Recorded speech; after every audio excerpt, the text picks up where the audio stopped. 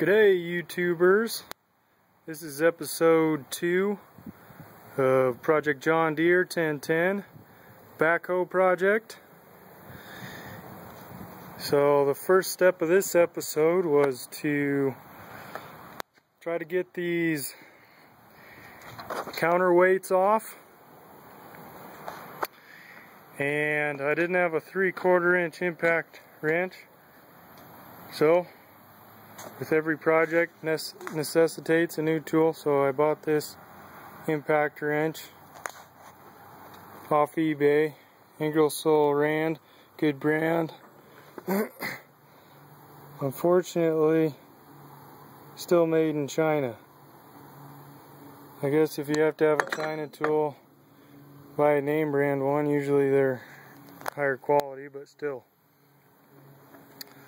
So it took quite a bit of impacting to get these plate weight bolts out, and right now I'm running it through a 1/4 inch NPT quick disconnecting hose, so I didn't really have enough air. Just had to let the compressor keep cycling on and off, and pounded them out with the brass hammer. Came out pretty easy.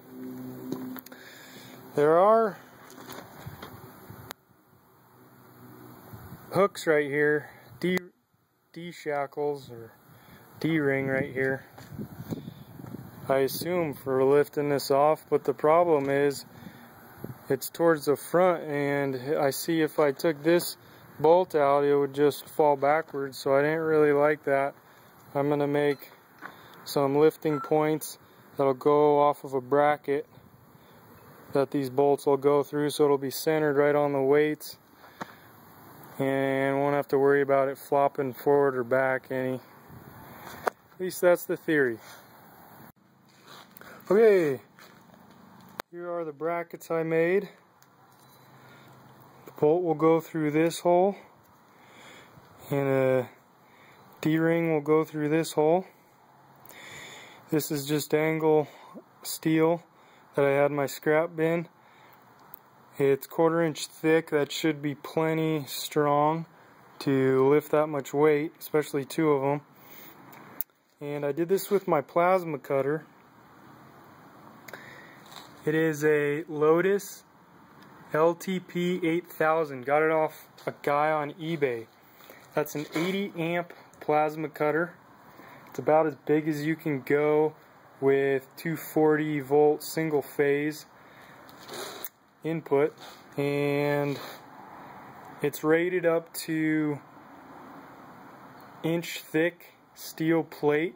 It can sever 1.5 inch thick steel. I wanted to go big or go home with that. I don't want to have to buy another one of those, so that's why I bought such a powerful plasma cutter.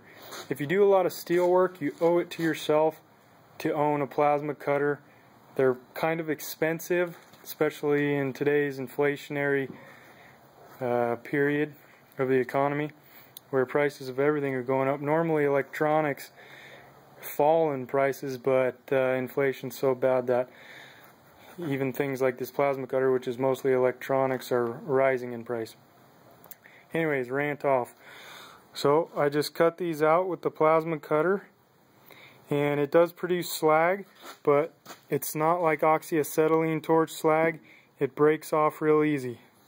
Wonderful tool to use.